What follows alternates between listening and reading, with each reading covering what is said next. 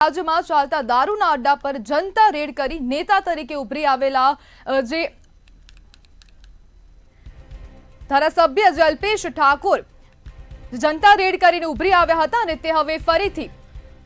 જે ભાજપના ધારાસભ્ય અલ્પેશ ઠાકોર દારૂના મુદ્દે ઘણા સમયથી નિષ્ક્રિય હતા, પરંતુ હાલમાં જ ભાજપના સ્નેહ મિલન કાર્યક્રમમાં ફરી એકવાર દારૂબંધીને લઈને હુંકાર કર્યો છે। દારૂના અડ્ડાઓ મામલે જાહેર સ્ટેજ પરથી કહ્યું કે જો ક્યાંક પણ દારૂના અડ્ડા ચાલતા હોય તો મને કહેજો, હું જાતે દારૂના અડ્ડા ઉપર આવીશ। જો વિસ્તારમાં કોઈ પણ ગરીબ કે સામાન્ય વ્યક્તિને અસામાજિક તત્વો હેરાન કરતા હોય, તો રજાડતા અથવા હપ્તાખોરી કરતા હોય તો મને કહેજો, હું પાછો નહીં પડું। ત્યારે તો હવે રાજ્યના કોઈ પણ નાગરિક કે વિસ્તારના કોઈ પણ નાગરિકોને પૂછો તો તે બતાવશે કે કયા દારૂનો અડ્ડો ચાલી રહ્યો છે, પરંતુ ગજબ છે કે પોલીસ અને પ્રશાસનને આજે દારૂના અડ્ડા ચાલી રહ્યા છે તેના વિશે જાણ નથી। જાહેર સ્ટેજ પરથી ધારાસભ્ય અલ્પેશ ઠાકોર દ્વારા દારૂના મુદ્દા પર હવે હુંકાર કરવામાં આવ્યો છે અને આ અલ્પેશ ઠાકોર વ્યસન મુક્તિ ઝુંબેશથી વિધાનસભા સુધી પહોંચ્યા છે અને વચ્ચે થોડા સમયગાળા દરમિયાન તે નિષ્ક્રિય જોવા મળ્યા હતા અને ફરીથી ભાજપના ધારાસભ્ય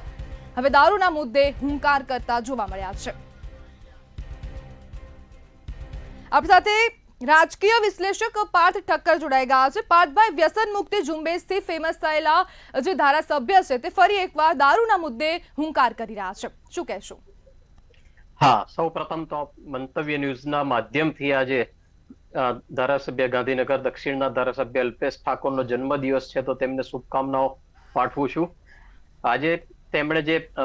હુંકાર કરી છે ચાંદખેડા ખાતે ભારતીય જનતા પાર્ટીના એક સ્નેહ મિલનમાં તેઓએ કહ્યું કે ભાઈ દારૂના જે અડ્ડાઓ ચાલતા હોય અથવા તો અસામાજિક તત્વો જે રંજાડતા હોય તો મને જાણ કરજો, તો હું જરૂર આપની સાથે ઉભા રહીશ। આપણે જાણીએ છીએ કે આપે કહ્યું તે મુજબ છે છેલ્લા ઘણા સમયથી આ મુદ્દે તેઓનું સતત મૌન હતું, પરંતુ હવે આજે ફરીથી આ મુદ્દા ઉપર તેમણે વાત કરી છે, કારણ કે થોડા સમય પૂર્વે ગુજરાતના મંત્રીઓના કેબિનેટનું વિસ્તરણ હતું ત્યારે તે સમયે તેઓ અલિપ્ત અને મૌન રહ્યા હતા, કારણ કે હવે ત્યારે તેમનો સમાવેશ કરવામાં આવ્યો નથી। ત્યારે ફરીથી તેઓ આ મુદ્દે સક્રિય થઈને સમગ્ર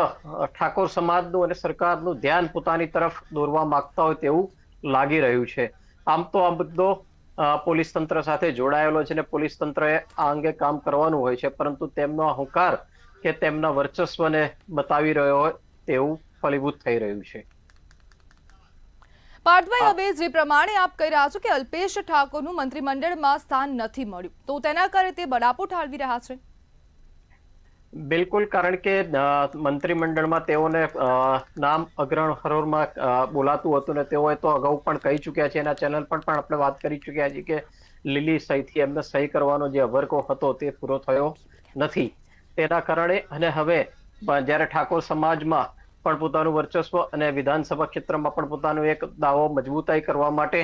આ ઉપરાંત સમગ્ર લોકોનું ધ્યાન પોતાની તરફ આકર્ષિત કરવા માટે આ અંગે વાત કરી રહ્યો છે અને સામાન્ય રીતે તો જનતાના એક સેવક તરીકે અપેક્ષાઓ હોય છે જ લોકોને કે તેમની વાત સાંભળવામાં આવે અને ધ્યાન દોરવામાં આવે। તે બાબતને એક સકારાત્મક રીતે લઈએ તો પણ એમણે એ બાબતને બતાવી છે, તો આપણે એને એ ભૂમિકામાં પણ લઈ શકીએ કે ભાઈ ધારાસભ્યએ હુંકાર ભર્યો છે કે ભાઈ જ્યારે આવી કોઈ પરિસ્થિતિ ઊભી થાય છે ત્યારે હું સાથે આવીશ, અને એમણે તો વળી એમ કહ્યું છે કે હું સાથે આવીને જ્યાં પણ રેડ પાડવામાં પણ મદદરૂપ કરીશ। તો આ ઘણી મોટી બાબત એમણે વ્યક્ત કરી છે અને જી બિલકુલ પાર્થભાઈ, જોડાવા બદલ આપનો આભાર।